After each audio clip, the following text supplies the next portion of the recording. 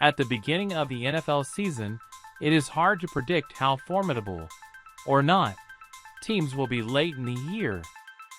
We always get surprised one way or another by some.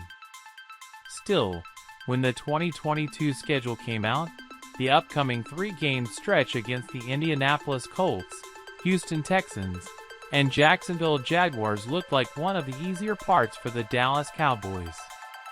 Now, with 12 weeks in the books, that is still the case.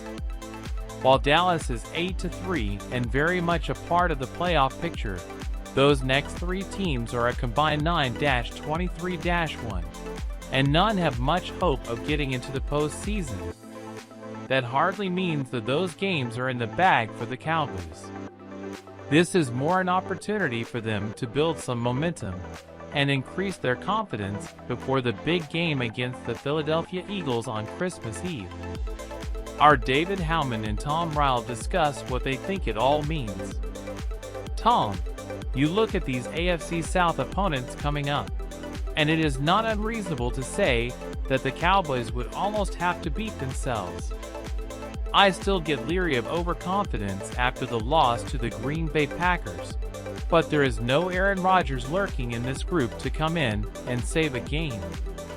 I fully expect Dallas to get to 11-3 before they face the Eagles, and then the only good team in the AFC South, the Tennessee Titans.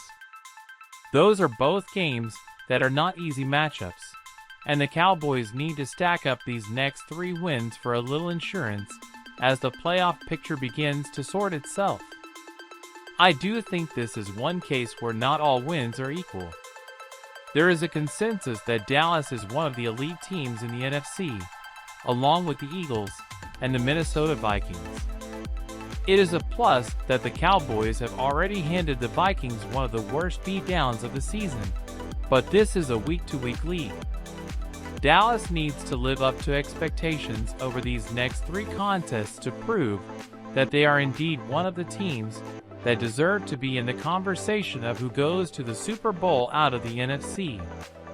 David, beating the Colts or Texans may not mean as much as beating the Vikings or knocks on with the Eagles, but it certainly counts the same when talking about win-loss records.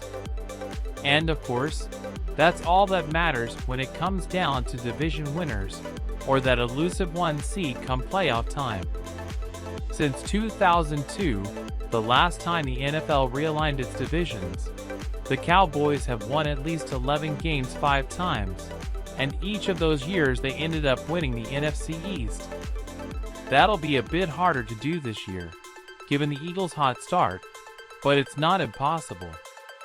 The Cowboys are the only team in their division that has yet to play any AFC South team this year, and they figure to be favored in at least 3 of those games.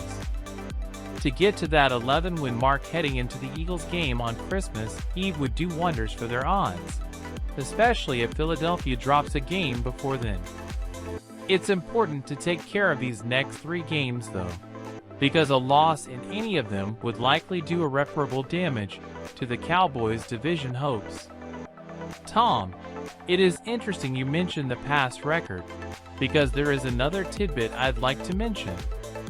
If Dallas does not somehow mess this up, they will be going to the playoffs in back-to-back seasons for the first time since 2006 to 2007.